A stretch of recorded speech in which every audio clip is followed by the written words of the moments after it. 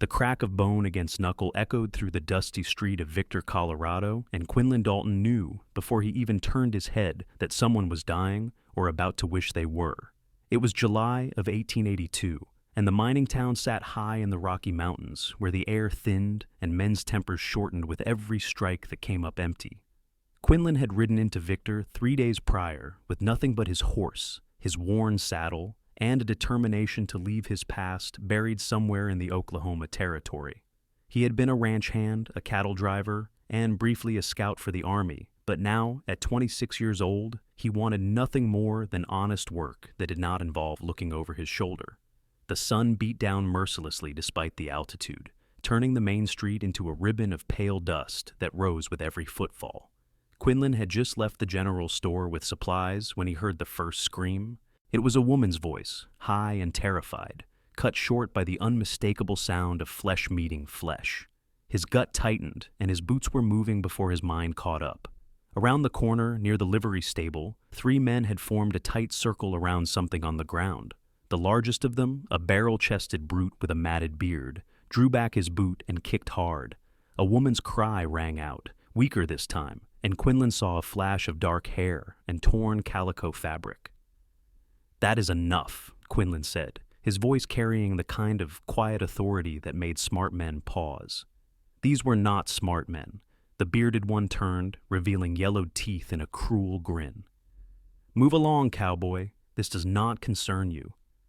"I am making it my concern," Quinlan replied, setting down his supplies carefully against the stable wall. His hands hung loose at his sides, but anyone with sense would have noticed how close they stayed to the revolver on his hip. The second man, lean and weasel-faced, spat tobacco juice into the dirt. "The girl owes money. We are collecting." By beating her to death in broad daylight, Quinlan's blue eyes had gone cold as mountain ice. That does not seem like much of a collection method. The woman on the ground tried to push herself up, and Quinlan got his first clear look at her face. Even swollen and bloodied, he could see she was young, probably no more than 22 or 23, with dark eyes that held more fury than fear. Her lip was split, one eye already purpling, and her dress was torn at the shoulder. She looked at him with an expression he could not quite read, something between hope and defiance. "Last chance, stranger," the third man said. He was shorter than the others, but built like a bull, with hands the size of dinner plates. "Walk away." "No," Quinlan said simply. The bearded one came at him first, telegraphing his punch so obviously that Quinlan almost felt sorry for him. Almost. He sidestepped, grabbed the man's extended arm, and used his own momentum to send him crashing face first into the stable wall. The crack of his jaw breaking sounded like a dry branch snapping. The bull-like man charged next, head down, arms wide. Quinlan waited until the last possible second, then pivoted and brought his knee up hard. The man's nose exploded in a spray of blood, but he kept coming, wrapping his arms around Quinlan's waist. They went down together in a tangle of limbs and dust. Quinlan heard the woman scream a warning, and he rolled just as the weasel-faced man's boot came down where his head had been. Still grappling with the bull, Quinlan managed to get his feet under him and heaved, sending the larger man stumbling backward. As the bull staggered, Quinlan pivoted and threw a devastating right hook that connected with the side of his jaw. Another crack, another jaw broken, and the bull went down like a felled tree. The weasel-faced man had drawn a knife, a wicked curved blade that gleamed in the sunlight. He advanced carefully, keeping the weapon between himself and Quinlan. "You just signed your death warrant, cowboy." "Get in line," Quinlan said, breathing hard. His knuckles were already swelling, and he could feel blood trickling from a cut above his eye, but his focus never wavered from that blade. The weasel feinted left, then lunged right. Quinlan caught his wrist, twisted hard, and drove his elbow into the man's face. The knife clattered to the ground, and the weasel stumbled back, clutching his bleeding nose. He took one look at his 2 companions, both writhing in the dirt and moaning through their shattered jaws, and made the smart choice. He ran. Quinlan let him go. He was not in the business of chasing cowards. He turned to the woman who had managed to prop herself against the stable wall. She was watching him with those dark eyes, breathing in short, painful gasps that suggested broken ribs. Blood trickled from her temple, matting her dark hair. "Can you walk?" he asked, approaching slowly so as not to startle her. She tried to stand, got halfway up, and would have fallen if Quinlan had not caught her.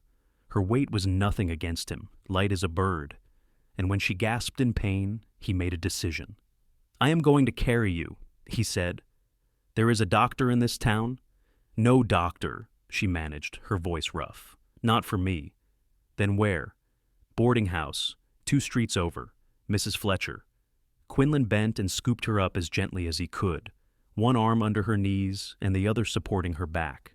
She stiffened, then relaxed slightly, her head falling against his shoulder. He could feel her trembling, whether from pain or shock or both. He could not tell. "What is your name?" he asked as he started walking, ignoring the stares of the townspeople who had finally emerged now that the danger had passed. Typical. "Nora," she whispered. "Nora Sinclair." "Quinlan Dalton. Hold on, Nora. We will get you somewhere safe." She laughed, a bitter sound that ended in a cough. Safe. That is a luxury I have not known in a long time. The boarding house was a 2-story wooden structure that had seen better days but was clean and well-maintained. Quinlan kicked the door open since his hands were full, and a plump woman with graying hair appeared from a back room, wiping her hands on her apron. Her eyes widened when she saw Nora. "Sweet Jesus, what happened?" "3 men," Quinlan said curtly. "She needs care. You are Mrs. Fletcher?" "I am." The woman's face had gone hard with anger. "Bring her upstairs, 2nd door on the right. That is her room." Quinlan navigated the narrow stairs carefully, trying not to jostle Nora too much, though she bit back whimpers with every step. The room was small but tidy, with a narrow bed covered in a faded quilt, a washstand, and a single window that looked out over the street. He laid her down as gently as he could, and she immediately curled onto her side, arms wrapped around her ribs. Mrs. Fletcher bustled in with a basin of water, clean cloths, and a bottle of what Quinlan assumed was whiskey. She gave him a measuring look. "You are the one who stopped them?" "I am." "About time someone in this town grew a spine." She set down her supplies and began examining Nora with practiced efficiency. "You can go now. I will take care of her." "No," Nora said, reaching out to catch Quinlan's sleeve. Her fingers were cold. "Please, stay. They might come back." Mrs. Fletcher's expression softened. "Child, they would not dare. Not with their jaws broken like that. The whole town will have heard by now." "Please," Nora repeated, her eyes on Quinlan. There was something in her gaze that he could not refuse, a vulnerability that she was clearly unused to showing. "I will stay," he said. "Just outside the door." "No," Mrs. Fletcher said firmly. "If you are staying, you make yourself useful. Hold her hand while I clean these cuts. This is going to hurt." Quinlan pulled a rickety chair close to the bed and sat down. Nora's hand found his, gripping tight, and he was struck by how small her fingers were, how delicate despite the calluses he could feel on her palms. She worked then. Hard work. Mrs. Fletcher worked with brisk efficiency, cleaning the blood from Nora's face and examining her injuries. The split lip, the black eye, the cut on her temple. When she pressed gently on Nora's ribs, the younger woman cried out, and her grip on Quinlan's hand became crushing. "2 ribs cracked, maybe 3, Mrs. Fletcher announced. "You will be in pain for weeks, girl, but you will live. The cuts are not deep enough for stitches, thank the Lord. Your face will heal." "My face," Nora said with that same bitter laugh. "That is the least of my worries."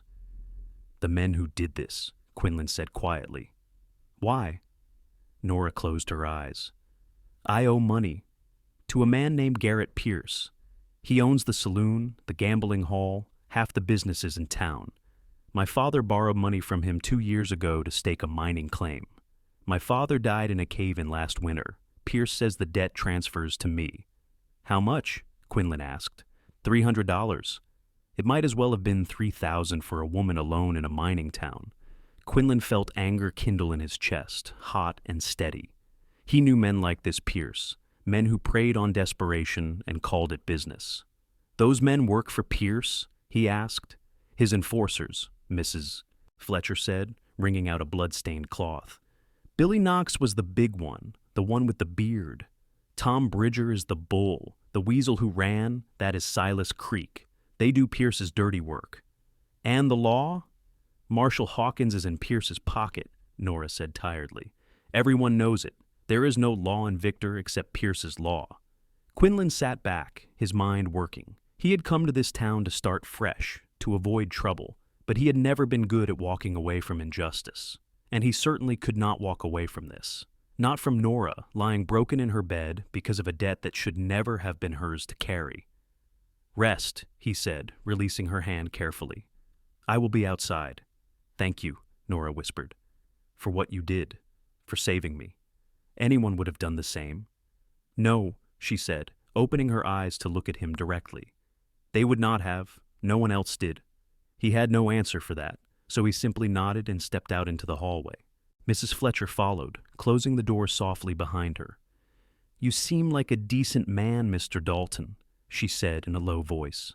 "So, I will give you some advice. Leave Victor. Tonight, if you are smart, Pierce will not let this stand. You broke 2 of his men, humiliated them in the street. He will come for you. Let him come. You do not understand. Pierce has a dozen men like Billy and Tom. He has the marshal. He has money and power, and he is not a forgiving man." "I understand perfectly," Quinlan said. "I am still staying." Mrs. Fletcher studied him for a long moment, then sighed.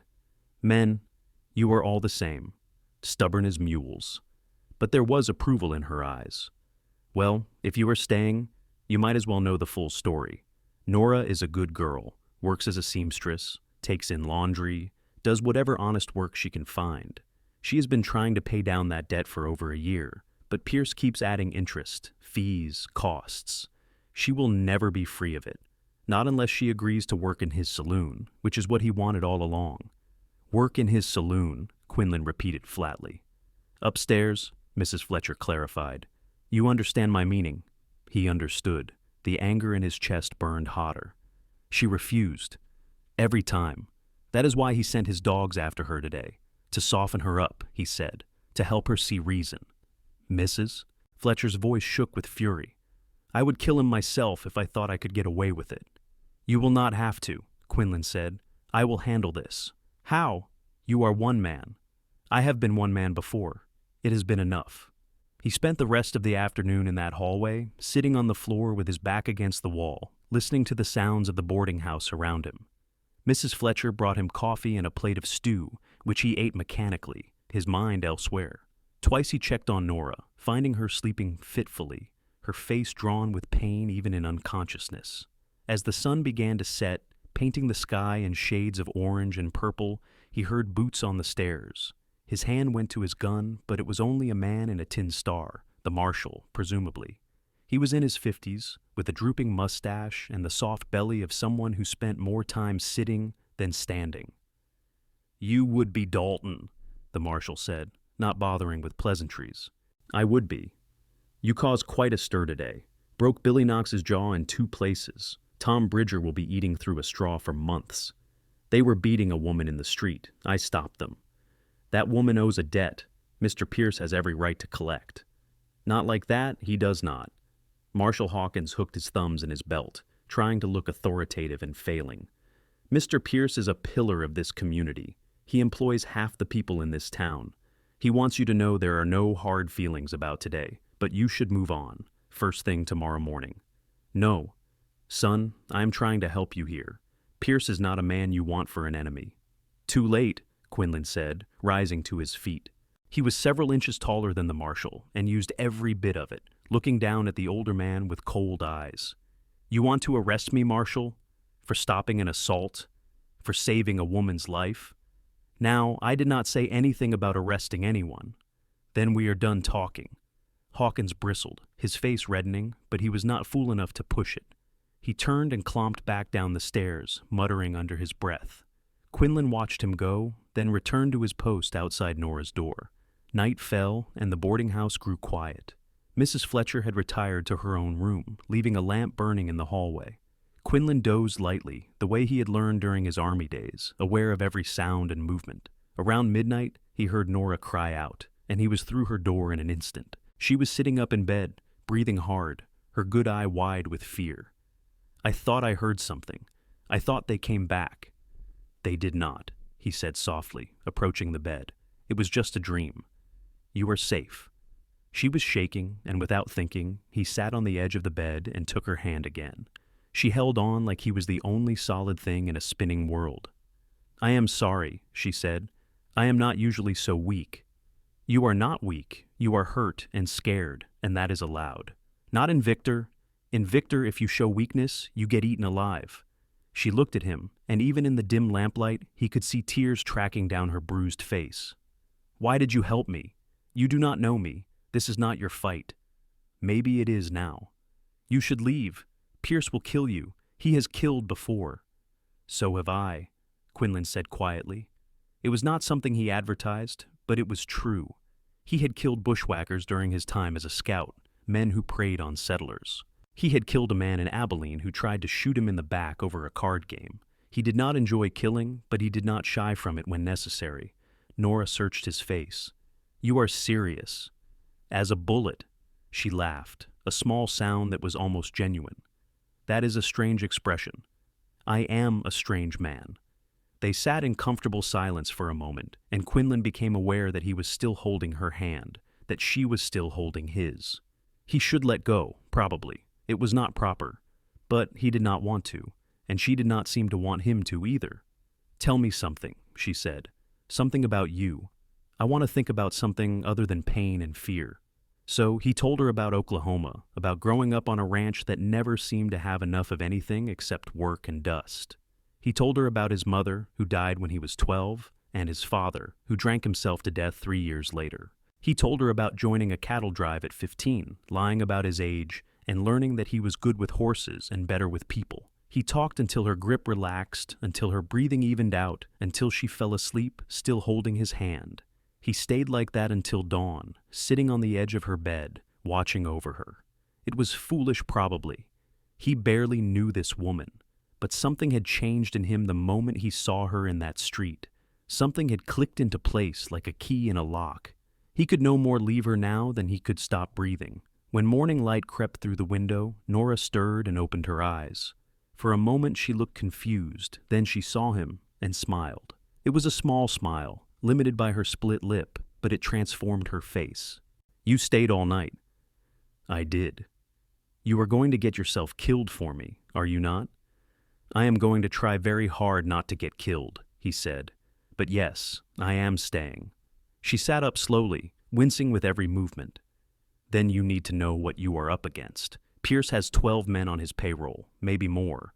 The marshal will not help you. Most of the town is too scared or too indebted to Pierce to stand against him. You are alone in this." "I have been alone before." "This is different. This is not some bar fight or random trouble. This is a man who has built an empire on fear and debt. He will not stop until you are dead or gone." "Or until he is dead," Quinlan said mildly. Nora's eyes widened. "You cannot just kill him. That would make you a murderer. They would hang you." "Then I will have to be smart about it." He stood, stretching muscles stiff from his night-long vigil.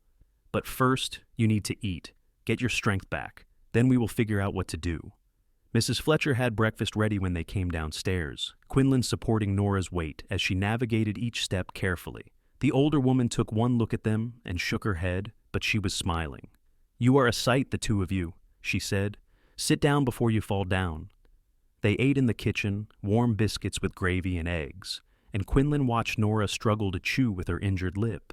He felt that now, familiar anger rise up again, thinking about the men who had done this to her. "I need to go out for a while," he said when they had finished eating. "Check on my horse, get some things.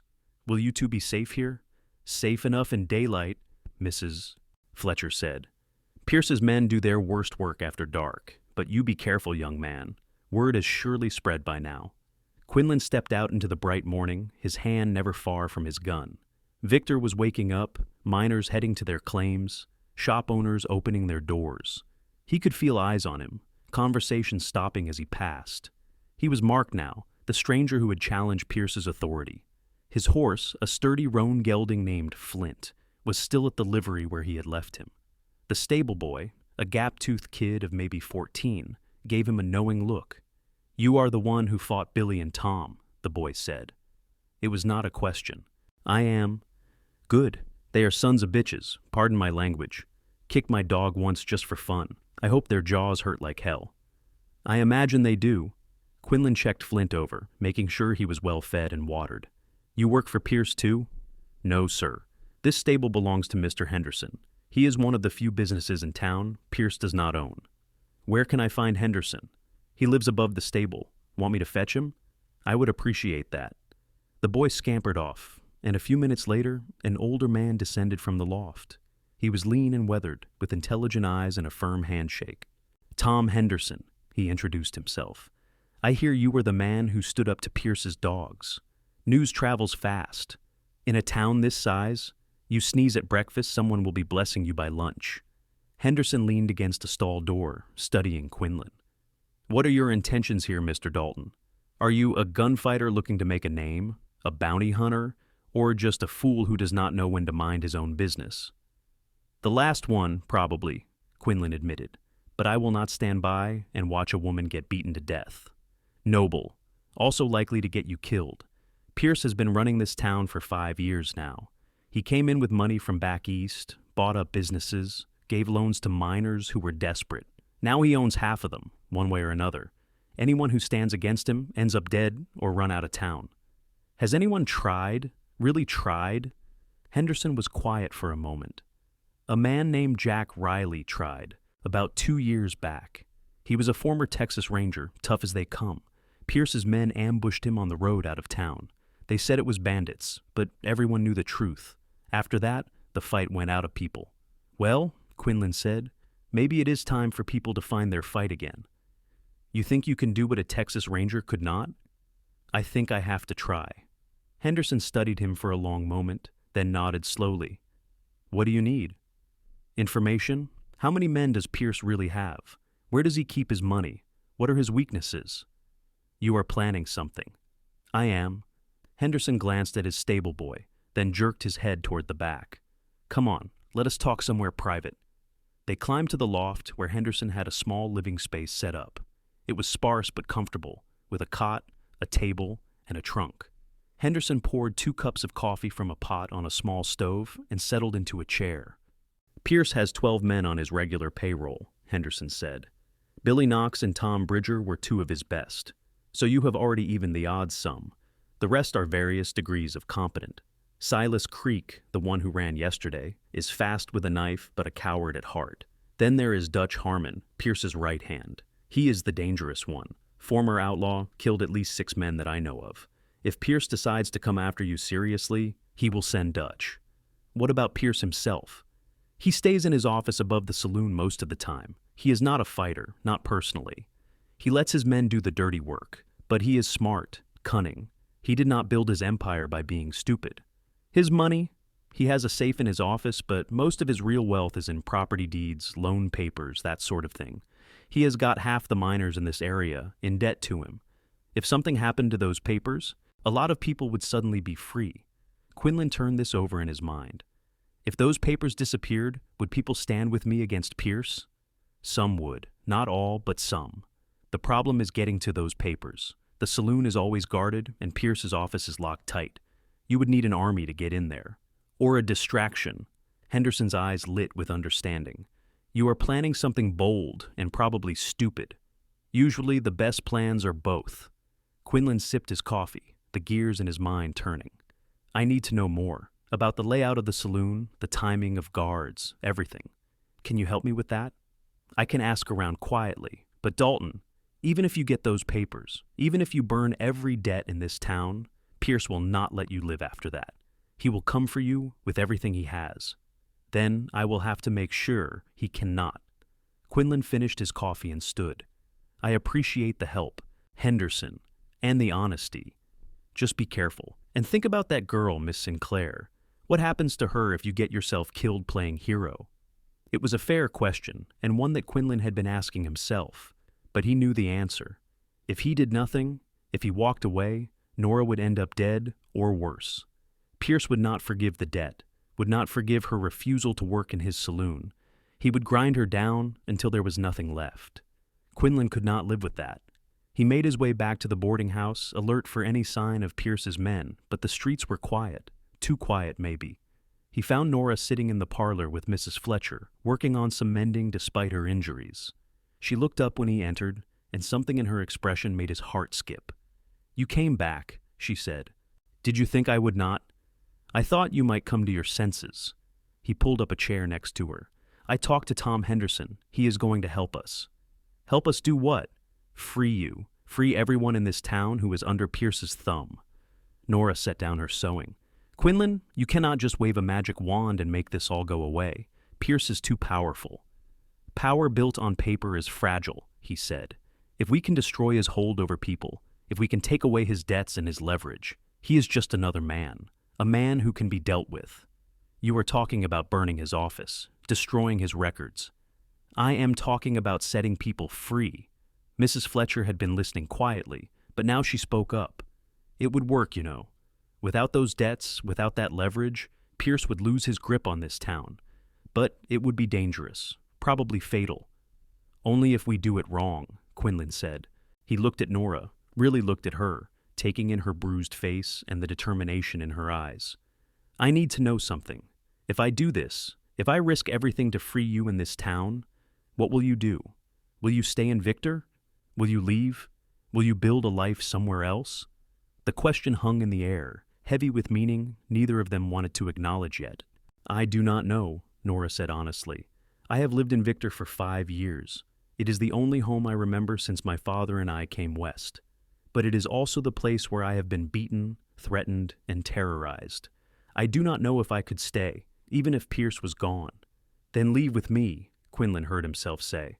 "After this is done, win or lose, leave with me. We will go somewhere new, start fresh. Both of us." Nora's breath caught. "You barely know me."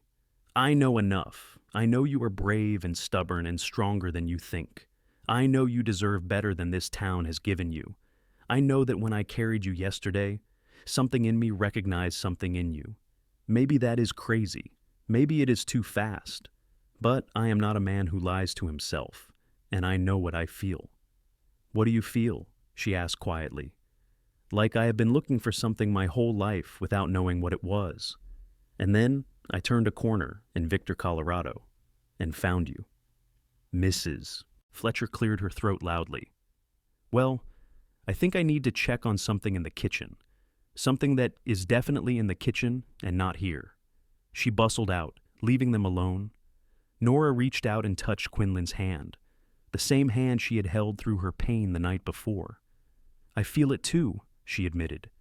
"This pull toward you. This sense that everything in my life has been leading to this moment.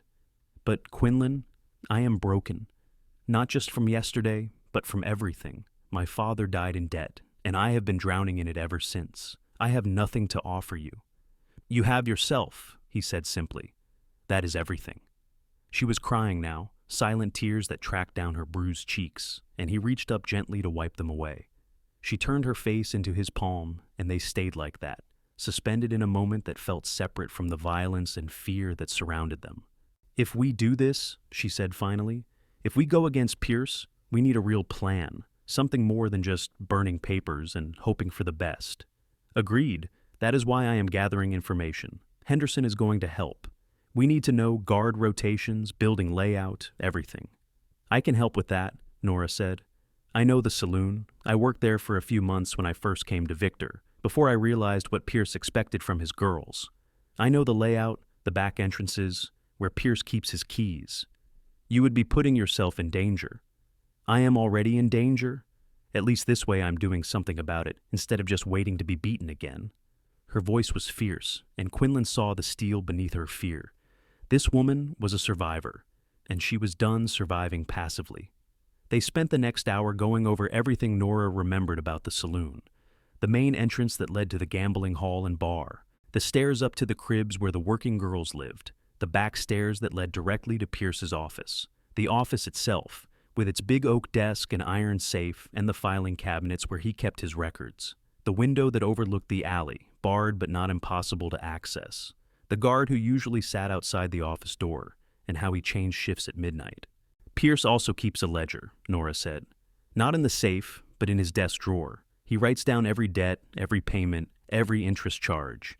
If you could get that along with the papers, it would prove how he has been cheating people.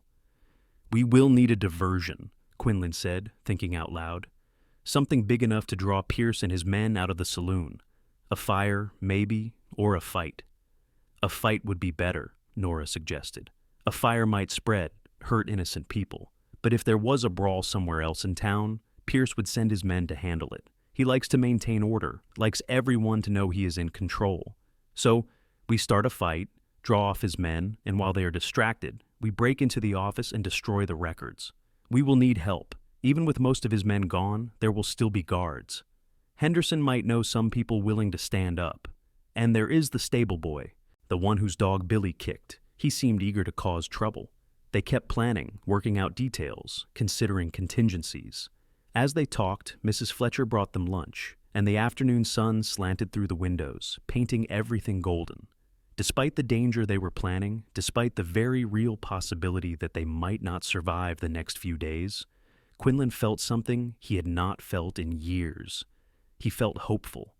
That evening, after Nora had gone upstairs to rest, Henderson came by the boarding house with more information. He had brought 2 other men with him, miners who had lost their claims to Pierce's debt collection and wanted revenge. "This is Samuel York and Peter Brennan," Henderson introduced them.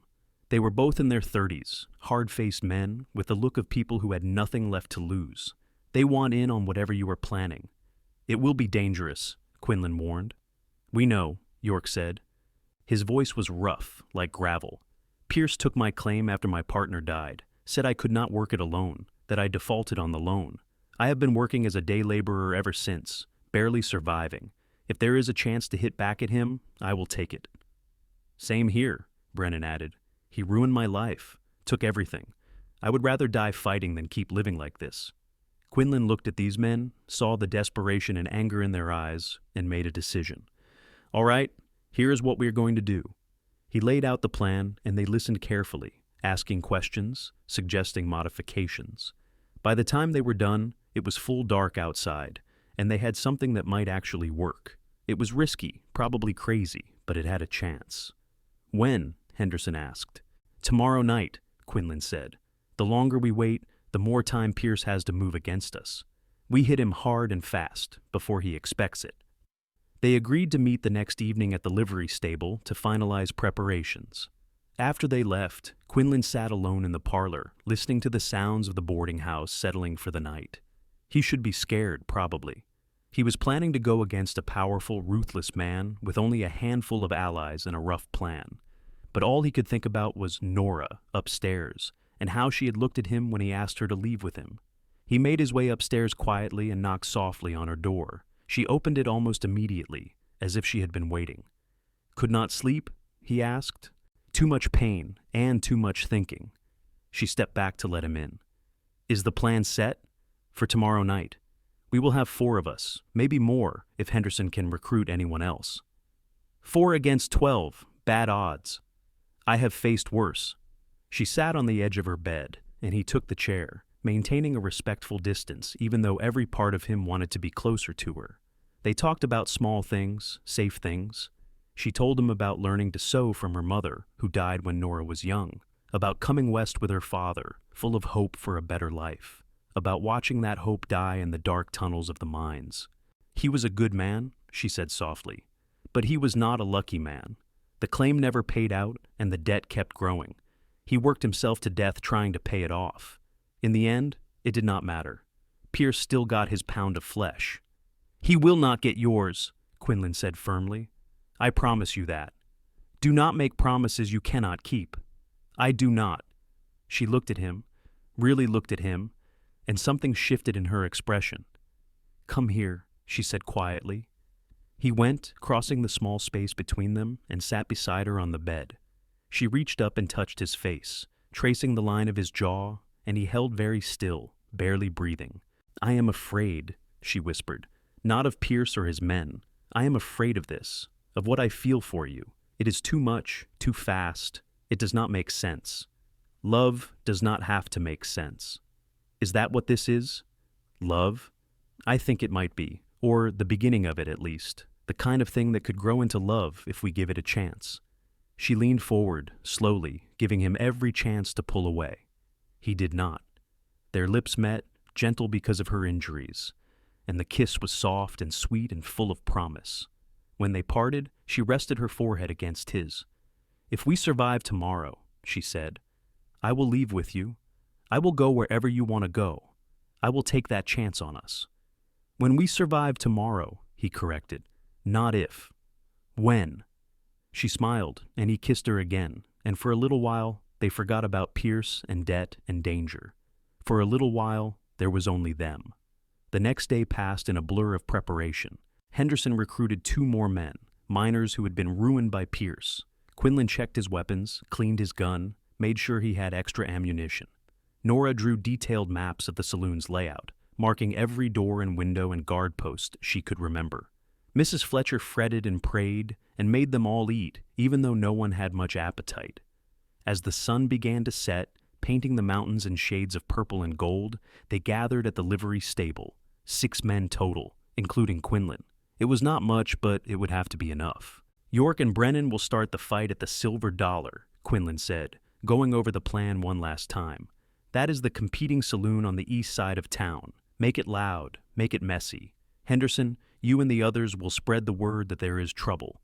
We want every one of Pierce's men responding.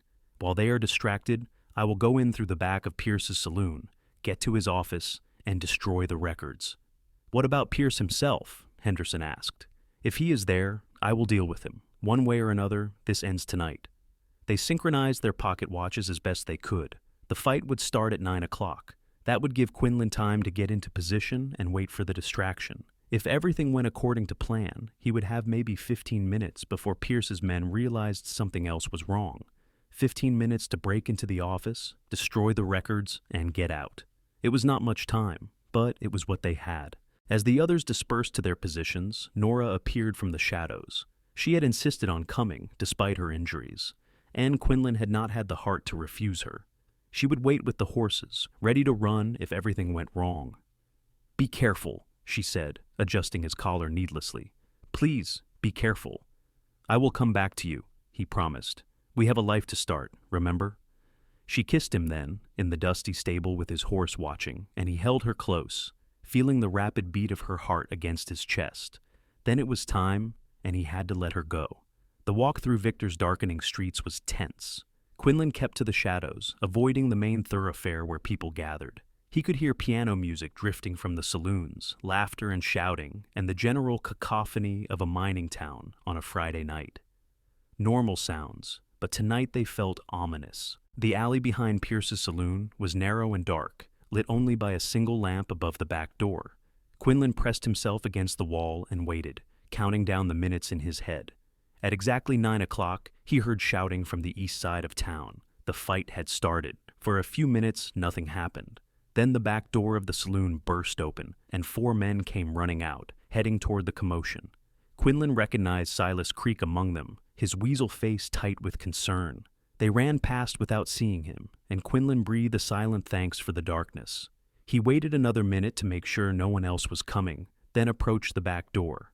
It was locked, but it was an old lock, and he had learned a few things during his less-than-legal youth.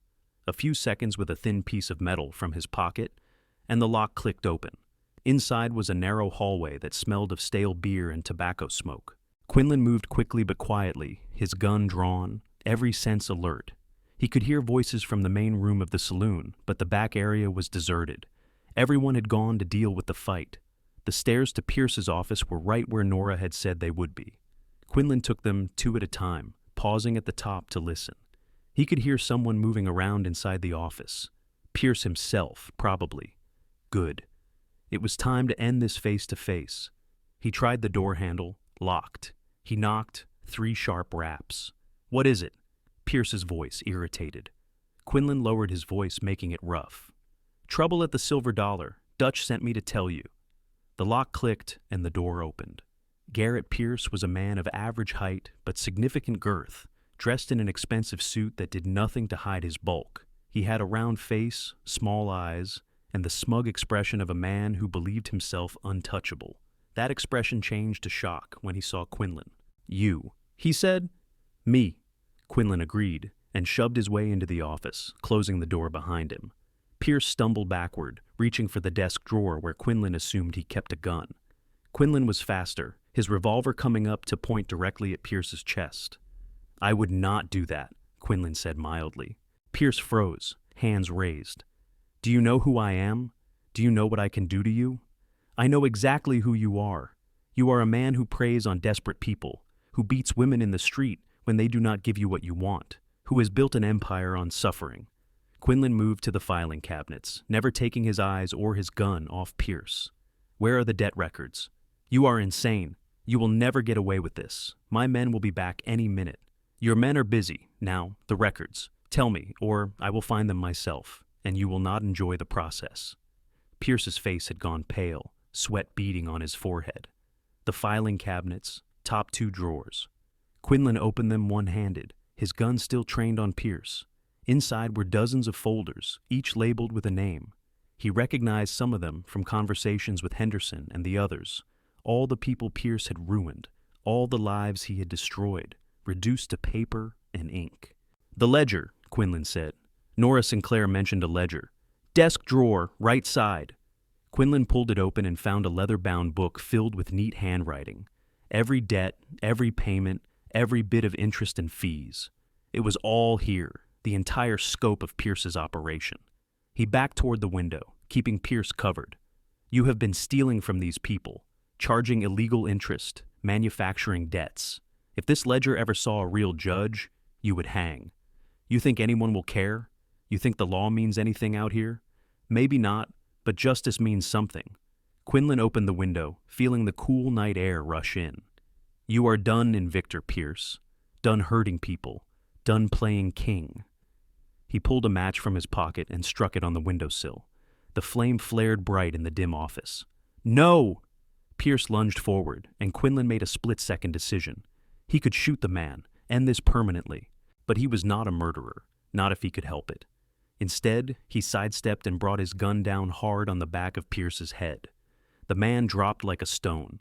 Quinlan worked quickly, piling the debt records on the desk, tossing the ledger on top. He touched the match to the papers, and they caught immediately, flames spreading fast. He climbed out the window onto the narrow ledge that ran along the building's exterior. Below was a 10-foot drop to the alley, manageable if he hung from the ledge first. Behind him, the office was fully ablaze now, smoke billowing out the window. He heard shouting from inside the building as someone noticed the fire. Time to go. He dropped into the alley, rolled to absorb the impact, and came up running. His knees protested, but he ignored the pain. Behind him, he could hear chaos erupting. Men shouting about fire, about Pierce, about the stranger who had done this. Good. Let them panic. Nora was waiting with the horses where they had planned, her face tight with worry. When she saw him, relief flooded her features. "You did it," she said. "I did. Now we need to go, before they organize pursuit." They mounted quickly, and Quinlan kicked Flint into a gallop, Nora close behind on the horse Henderson had provided. They rode hard through Victor's streets, heading for the north road out of town. Behind them, flames were leaping from Pierce's saloon, painting the night sky orange. People were running with buckets, trying to contain the blaze before it spread to other buildings. They were nearly to the edge of town when 6 mounted men appeared on the road ahead, blocking their path. Even in the darkness, Quinlan recognized the leader, Dutch Harmon, Pierce's most dangerous enforcer. A tall man with a scar running down one side of his face, sitting his horse like he was born to it. "Going somewhere, Dalton?" Dutch called out. Quinlan reined in, positioning himself between the outlaws and Nora. His hand went to his gun, but the odds were bad. 6 against 1, and Nora was injured, unable to fight. His mind raced, looking for options. "The game is over, Dutch," Quinlan said. "Pierce's records are ash. His hold on this town is broken. Let us pass." "Pierce is dead," Dutch said flatly. "Smoke got him before anyone could pull him out of that fire. That makes you a murderer, Cowboy. The marshal will hang you for it." Quinlan's gut twisted. He had not meant to kill Pierce, had only wanted to stop him, but dead was dead, and Dutch was right. The law would call it murder, regardless of the circumstances. "He brought it on himself," Quinlan said, "and I am not going back to hang for freeing this town from a tyrant." "You are not going anywhere," Dutch replied. His hand moved toward his gun. "Boys, take them." What happened next unfolded in seconds. but Quinlan experienced it as if time had slowed. He drew his revolver, knowing he could not outdraw 6 men, knowing this was likely his last moment. But before he could fire, the night erupted with gunfire from a different direction. Henderson and the miners came charging out of the darkness, guns blazing. York shot one of Dutch's men out of the saddle. Brennan hit another. The outlaws scattered, returning fire, and suddenly the night was chaos. Horses screaming, men shouting, the sharp crack of gunshots echoing off the mountains. Quinlan fired twice, hitting one of the outlaws in the shoulder. Dutch wheeled his horse around, trying to get a clear shot at Quinlan through the confusion. Their eyes met across the melee, and Quinlan saw murder in the outlaw's gaze. Dutch's gun came up, and Quinlan knew he was too slow, knew the bullet was coming. But then Nora was there, spurring her horse forward despite her injuries, putting herself between Quinlan and Dutch. Time seemed to freeze.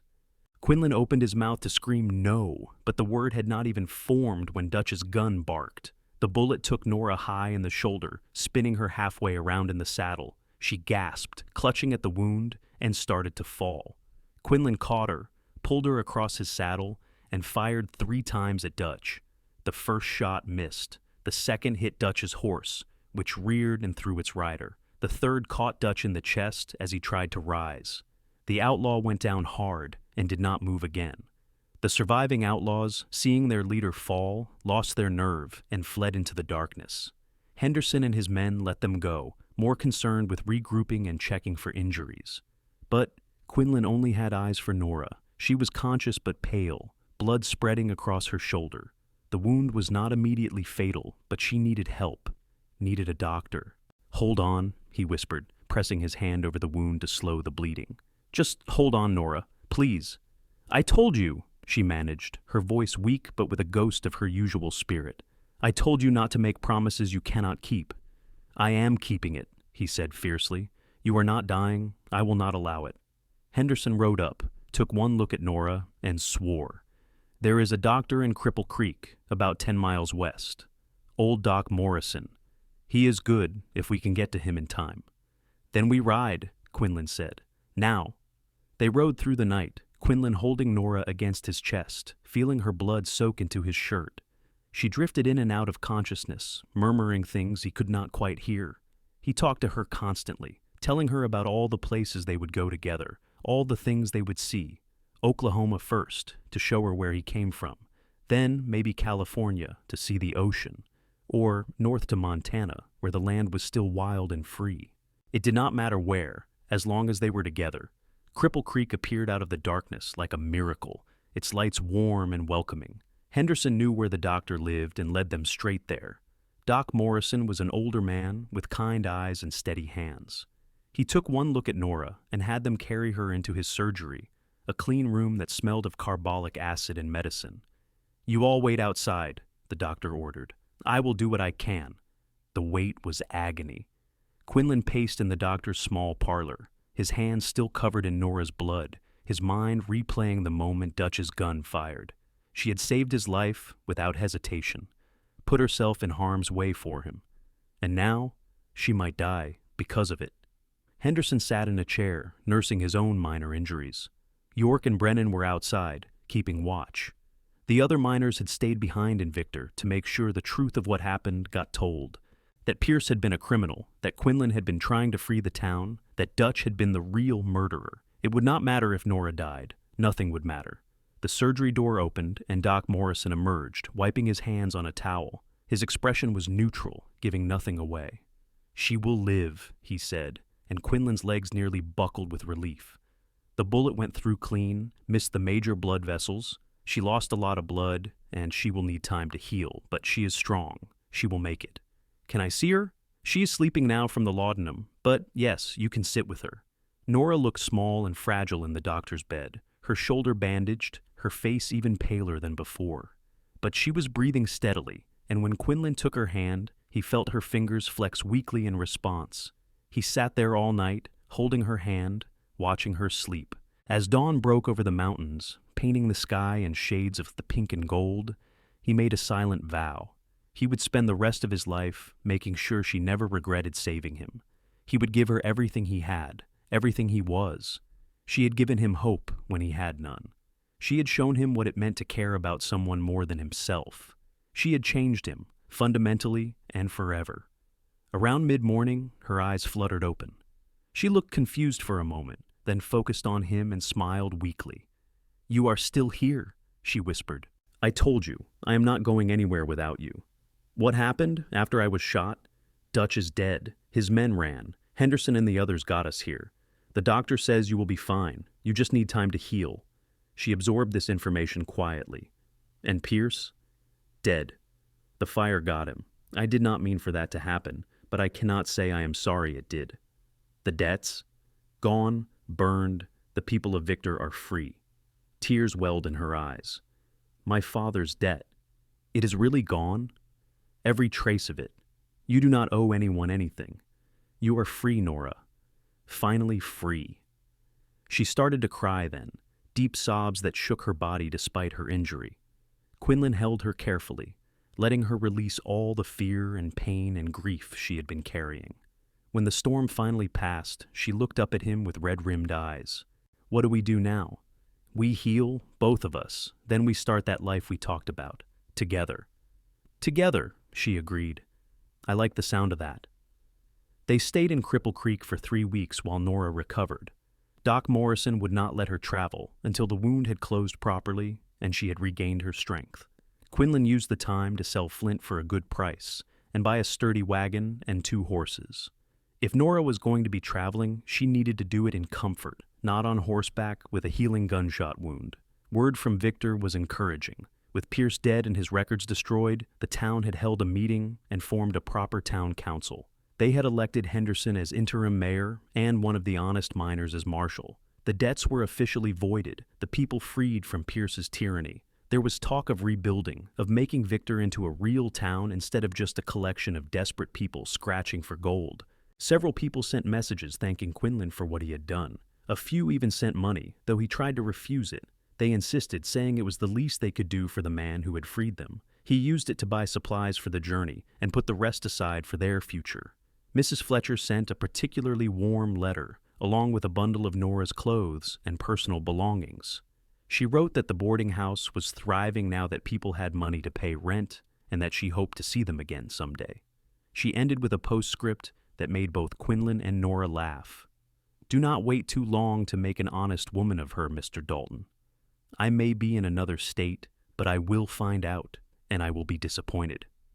On a bright morning in early August, Doc Morrison pronounced Nora fit to travel. Her shoulder was still tender, and she would carry a scar for the rest of her life, but the wound had healed clean. She was thin from the weeks of recovery, but the color had returned to her cheeks, and the haunted look had left her eyes. They loaded the wagon with their supplies and said their goodbyes. Henderson had come down from Victor to see them off, along with York and Brennan. "Where will you go?" Henderson asked. "East first," Quinlan said. "I want to show Nora the ranch where I grew up. Then maybe we will find some land of our own, start fresh somewhere new." "You will always have friends in Victor," Henderson said, shaking his hand firmly. "What you did, what you both did, it changed everything. We are building something real now, something honest. That is because of you." "It is because of good people who were willing to stand up," Quinlan corrected. "We just lit the match. You all did the rest." They said their final farewells and set out, the wagon rolling smoothly on the mountain roads. Nora sat beside Quinlan on the bench seat, close enough that their shoulders touched. As Victor disappeared behind them and the mountains opened up into broader vistas, Quinlan felt something settle in his chest. Peace, maybe, or hope, or just the simple satisfaction of knowing he was exactly where he was meant to be. They traveled slowly, making camp early each night so Nora could rest. The August weather was beautiful, warm days and cool nights, perfect for traveling. They talked about everything and nothing, learning each other's rhythms, discovering the small details that made up a life. Nora's favorite color was blue, the deep blue of twilight. Quinlan could not carry a tune to save his life. Nora liked her coffee with sugar if they had it. Quinlan preferred his black. Small things, but they mattered. On the 5th night out from Cripple Creek, they camped beside a small stream, the water singing over rocks as the stars came out overhead. They had finished their dinner and were sitting by the fire, comfortable in their shared silence when Nora spoke. "Quinlan?" "Yes?" "Do you ever regret it? What happened in Victor? Killing Pierce, even if it was an accident, killing Dutch, all of it. He considered the question carefully. I regret that it had to happen. I regret that people died, even men like them. But I do not regret saving you. I do not regret freeing those people. And I do not regret this us, what we have now. So, no, I do not regret it. Do you? I regret that I did not stand up to Pierce sooner, that I let fear control me for so long. But everything else, everything that brought us together, she leaned her head on his shoulder. No regrets at all. They reached the Oklahoma Territory in late August, and Quinlan took Nora to see the ruins of his family's ranch. It was not much, just a tumble-down cabin and some old corrals, but he told her stories about growing up there, about his parents, about the boy he had been before life hardened him into the man he became. This is where I learned to ride, he said, pointing to a flat stretch of land. My father put me on a horse when I was 5, and I fell off 17 times that first day. But I got back on every time. Stubborn even then, Nora teased. Some things never change. They spent a week there, and Quinlan was surprised by how much it helped to face those old memories with Nora beside him. The grief he had carried for his parents, the anger at how his father had drunk himself to death, the loneliness of his youth. It all felt more bearable now. He was not that lonely boy anymore. He had Nora, and she had him, and together they could face anything. As they prepared to leave, Quinlan walked the perimeter of the old property one last time. He found his mother's grave, marked by a simple wooden cross that had weathered to gray. He knelt beside it and told her about Nora, about finding love in the least likely place, about finally understanding what his mother used to tell him about home being where your heart is. I hope you would have liked her, he said softly. I think you would have. She is strong like you were, stubborn too, and she loves me somehow, despite everything I am and everything I have done. I am going to marry her, Ma. I am going to build a life with her. I wanted you to know. He felt Nora's hand on his shoulder and looked up to find her standing beside him, tears streaming down her face. She would have loved you, he said, standing and pulling her into his arms. I am sure of it. I wish I could have known her, known both your parents. Me too, but they are gone, and we are here. We have to make our own family now. Nora pulled back to look at him, and there was something in her expression that made his heart skip. Quinlan, I need to tell you something. I was waiting for the right moment, but I think this is it. Here, with your mother. What is it? I am pregnant. The world seemed to tilt sideways for a moment. You are sure? I have been sure for about a week. I know it happened fast, that we were not exactly careful during those nights before Victor. But I am happy about it. I want this baby, our baby. But if you are not ready, if this is too much, I understand. He kissed her then, deeply, pouring every ounce of love and joy and fear and hope into that kiss. When they finally parted, both of them were crying. I am ready, he said. I have been ready my whole life. I just did not know it. We are going to do this together. We are going to be a family. A family, she repeated, smiling through her tears. I like the sound of that. They left Oklahoma and traveled west again, this time with purpose. They were looking for land, for a place to put down roots and build a home. They found it in a valley in western Colorado, not far from the town of Gunnison. It was beautiful country, with good water and grassland perfect for horses or cattle. The previous owner had started a ranch, but had given up after a bad winter. He was happy to sell to Quinlan for a fair price. The cabin needed work, but it was sound. They spent September and October fixing it up, preparing for winter and for the baby that would arrive in the spring. Quinlan hunted and put up meat. Nora sewed curtains and baby clothes. They bought chickens and a milk cow from a neighbor. They planted a small garden, even though it was late in the season, just to see things grow. On a crisp November morning, with snow threatening in the clouds overhead, Quinlan and Nora stood before a traveling preacher and spoke their vows. There were no guests except their nearest neighbors, a kind family named the Millers who had welcomed them warmly. Mrs. Miller cried through the whole ceremony. Mr. Miller served as witness, and when the preacher pronounced them husband and wife, Quinlan kissed Nora with all the tenderness and passion in his heart. Mrs. Dalton, he said, testing out the name. Mr. Dalton, she replied, grinning. I think I could get used to that. Winter came hard that year, but they were ready for it. The cabin was tight and warm, with plenty of firewood stacked and supplies laid in. They spent the long, dark evenings by the fire, Quinlan reading aloud from the few books they owned, while Nora worked on her sewing. As her belly grew round with their child, he found himself constantly amazed that this was his life now, that the lonely cowboy who had ridden into Victor, Colorado looking for work had found so much more. The baby came on a warm day in late April, with Mrs. Miller serving as midwife. It was a long labor, and Quinlan paced outside the cabin, terrified and useless, listening to Nora's cries. When he finally heard the baby's first wail, he nearly collapsed with relief. Mrs. Miller came to the door, smiling broadly. "You have a son, Mr. Dalton, a healthy baby boy. And your wife is fine, just tired." Quinlan went inside to find Nora propped up in their bed, exhausted but radiant, holding a tiny bundle wrapped in the blankets she had sewn. She looked up at him with so much love in her eyes that he felt his own throat tighten. "Come meet your son," she said softly. The baby was perfect, with a shock of dark hair and Nora's nose. His eyes were scrunched closed, and his tiny fists waved in the air. Quinlan sat carefully on the edge of the bed, afraid to breathe too hard in case he somehow broke this fragile miracle. "He is beautiful," Quinlan whispered, "just like his mother." "What should we name him?" Nora asked. They had discussed names over the winter, but nothing had felt quite right. Now, looking at this tiny person who was half him and half Nora, Quinlan knew. "James," he said. "After my father, before the drinking, before the grief, he was a good man. I want our son to have that name, to have the chance to be the man my father could have been." "James Dalton," Nora said, trying it out. "I love it." Little James proved to be a good baby, sleeping in long stretches and eating with enthusiasm. Nora recovered quickly from the birth, and soon they fell into the rhythms of parenthood, sleepless nights and countless diaper changes and the overwhelming love that came with this small person, depending on them for everything. As spring turned to summer, Quinlan worked on expanding the ranch. He bought a small herd of cattle from a neighbor and spent his days mending fences and building corrals. It was hard work, but honest work, the kind that made him tired in his bones, but satisfied in his soul. In the evenings, he would come home to find Nora cooking dinner, while James dozed in a cradle Quinlan had built. He would wash up at the pump, then sit and hold his son while Nora finished the meal.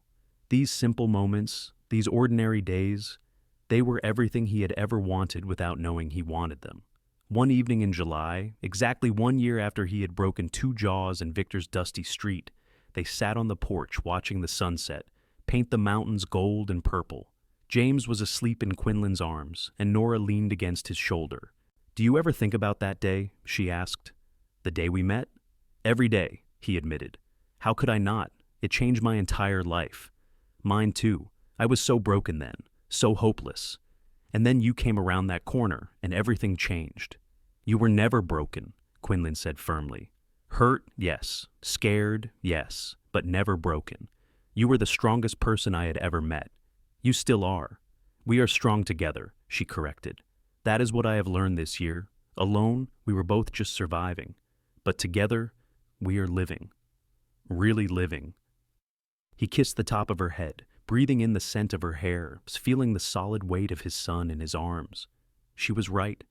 Everything before Victor felt like he had been sleepwalking through life, going through motions without purpose. But now, every day had meaning. Every morning he woke up grateful. Every night he went to bed content. "I love you," he said. It was not the first time he had said it, but it felt important to say it again, to make sure she knew. "I love you too," she replied, "more than I ever thought possible." As the years passed, their little ranch prospered. They added more cattle, bought some horses, expanded the cabin to include a proper bedroom for James, and eventually 2 more rooms for the children that followed. A daughter named Sarah arrived 2 years after James, with her father's blue eyes and her mother's determination. Then another son, Michael, who was quieter than his siblings but twice as stubborn. Quinlan proved to be a patient father, teaching James to ride and rope, showing Sarah how to handle the horses, carrying Michael on his shoulders when the little boy got tired on walks around the property. Nora was the heart of their home, keeping everything running smoothly, settling disputes, kissing scraped knees, and making sure everyone felt loved. They made friends in the area, became part of the community. Quinlan helped neighbors with difficult work, and they helped him in turn. Nora became known for her sewing skills and often took in work from women in Gunnison. They were not wealthy, but they were comfortable, with enough to eat and a warm home and each other. Sometimes, late at night when the children were asleep, Quinlan and Nora would sit together and remember Victor. They would talk about the people they had known there, wonder what had become of them. Henderson sent occasional letters updating them on the town's progress. Victor had grown into a real community, honest and thriving. Mrs. Fletcher had written once to say how proud she was of them both. York and Brennan had struck it rich on a new claim and bought into a legitimate mining operation. "We started something good there," Nora would say. "We changed things." "You changed me," Quinlan would always reply. Everything else just followed from that. As their children grew, Quinlan and Nora told them the story of how they met. They did not hide the violence or the danger, but they emphasized the important parts: standing up for what is right, protecting those who cannot protect themselves, finding courage when you are afraid, and most importantly, being open to love even when life has given you every reason to close your heart. James, as he got older, became fascinated by the story. "So, you just saw Ma getting hurt and decided to help her, even though you did not know her?" "That is right," Quinlan confirmed. "Some things you do not need to think about. You just do them because they are right." "And then you fell in love?" "Then we fell in love. Not because I saved her, but because we saw each other.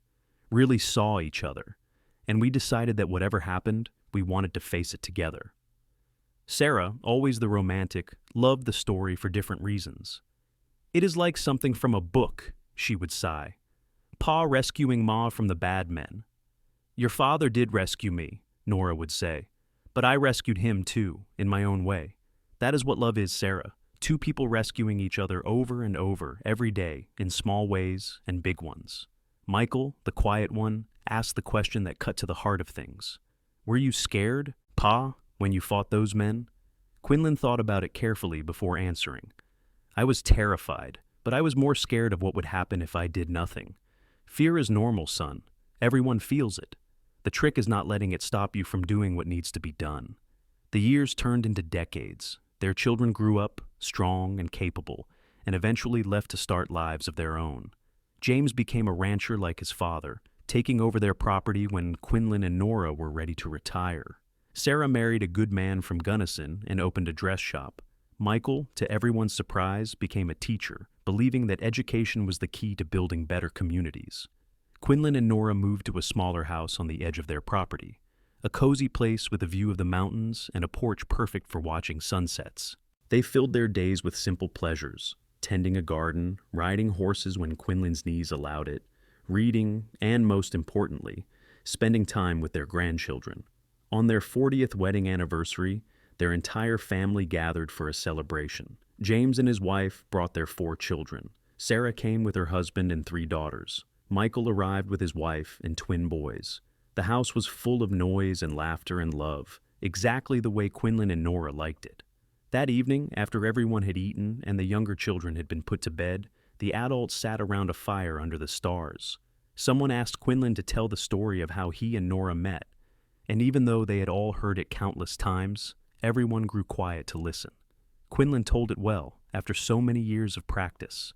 He did not shy away from the violence or the danger, but he made sure to emphasize the important parts: how 3 men had been beating Nora in the street, and how he had broken 2 jaws and carried her to safety. How that moment had changed everything, setting them both on a path that led to this, to all of this, to a family gathered under the stars with love binding them together. "The thing you have to understand," Quinlan said, looking around at the faces of his children and grandchildren, "is that I was nobody special before that day. I was just a drifter, a cowboy looking for work, a man with no roots and no purpose. But your grandmother, she saw something in me worth saving, and I saw something in her worth fighting for. That is all it takes sometimes. Someone willing to fight for you, and someone worth fighting for." Nora, silver-haired now, but still beautiful to him, reached over and took his hand. Her grip was as strong as it had been that first night in the boarding house when she held on through the pain. "You were never nobody," she said firmly. "You were always exactly who you needed to be, and I was lucky enough to find you." "We were both lucky," Quinlan corrected. "We found each other." Their grandchildren peppered them with questions, wanting to know every detail. Was Pa really as heroic as the story made him sound? Was the fire really that big? What happened to the bad men? Quinlan and Nora answered patiently, adding details they had forgotten in previous tellings, laughing at memories that had grown fonder with age. As the fire burned down and people began drifting off to bed, Quinlan and Nora remained on the porch, watching the embers glow. The night was cool and clear, filled with the sounds of crickets and the distant call of an owl. 40 years, Nora said softly.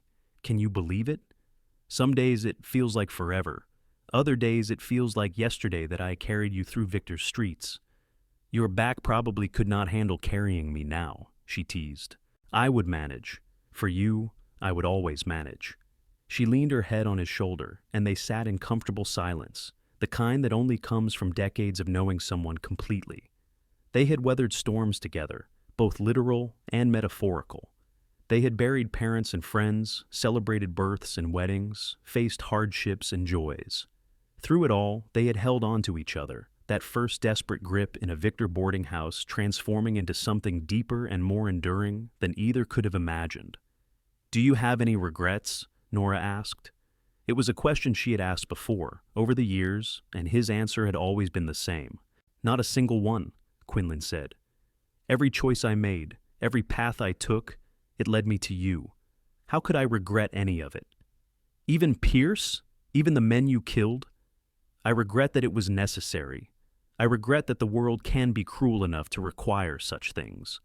But I would do it all again in a heartbeat to protect you, to build this life we have. Some things are worth fighting for, Nora. You taught me that.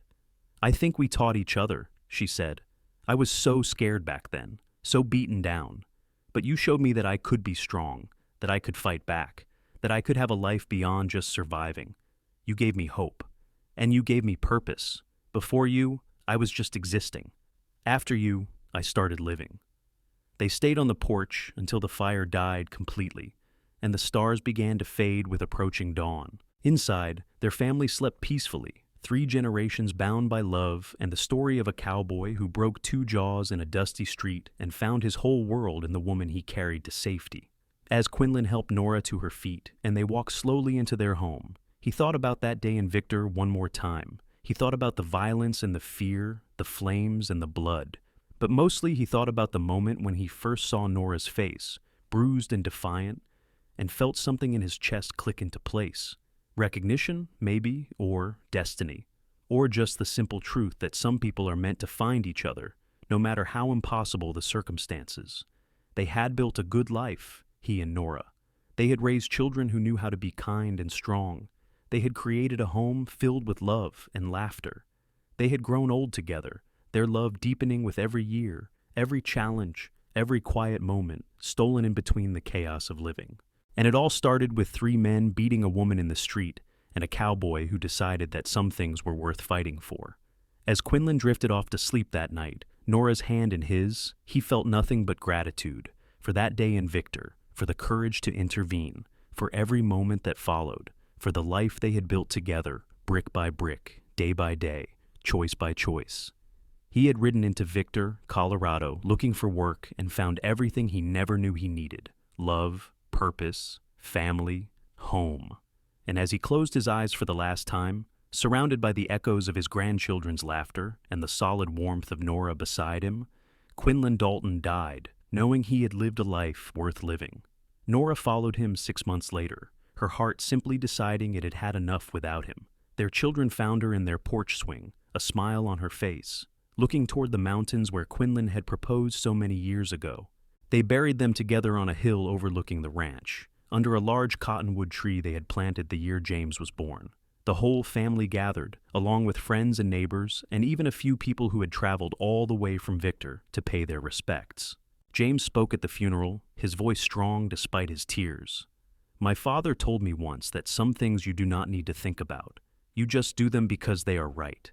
That is how he lived his whole life. He saw someone who needed help, and he helped. He saw injustice and he fought it. He saw love, and he seized it with both hands. And my mother, she was the same. They were 2 people who found each other against all odds and built something beautiful together. We are all here because of their love, because of their courage, Because 40 years ago, a cowboy broke two jaws in a dusty street and carried a woman to safety. That moment changed everything, for them and for all of us. We should all be so lucky to have a moment like that in our lives, a moment that defines everything that comes after. After the service, after everyone had gone home, James stood alone at his parents' grave.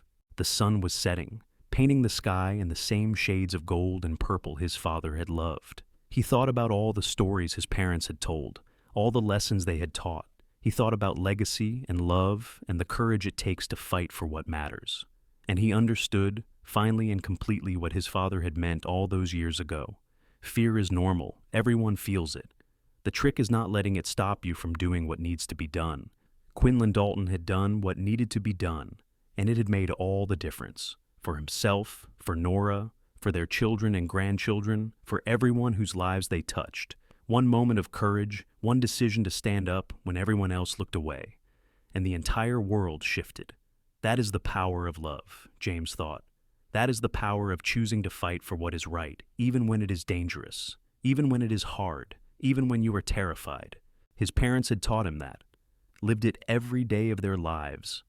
As James walked down the hill toward the house where his own family waited, he looked back one more time at the graves under the cottonwood tree. He thought he could almost see them there, young again, Quinlan and Nora, as they had been that first day. A broken woman and the cowboy who refused to let her die. Two people who found each other in the chaos and held on tight, building a love that would echo through generations. The story would be told and retold, passed down through the family, embellished and refined with each telling. But the heart of it would always remain the same. Three men were beating her in the street. A cowboy broke two jaws and carried her to safety. And from that moment of violence and courage came 40 years of love, a family that spanned generations, and a legacy that would never be forgotten. It was, James thought, as he joined his wife and children in the warm glow of the house his father built, the best kind of love story. The kind that starts with courage, grows through adversity, and ends only when life itself ends. The kind that reminds us that we are capable of so much more than we think, if only we are brave enough to try. Quinlan and Nora Dalton had been brave enough, and in being brave, they had changed the world, one moment at a time, one choice at a time, one fierce, determined, beautiful day at a time. Their story was over now, but the echoes of it would go on forever, in their children, their grandchildren, and everyone who heard the tale of the cowboy and the woman he saved, who ended up saving him right back. And that, in the end, was everything.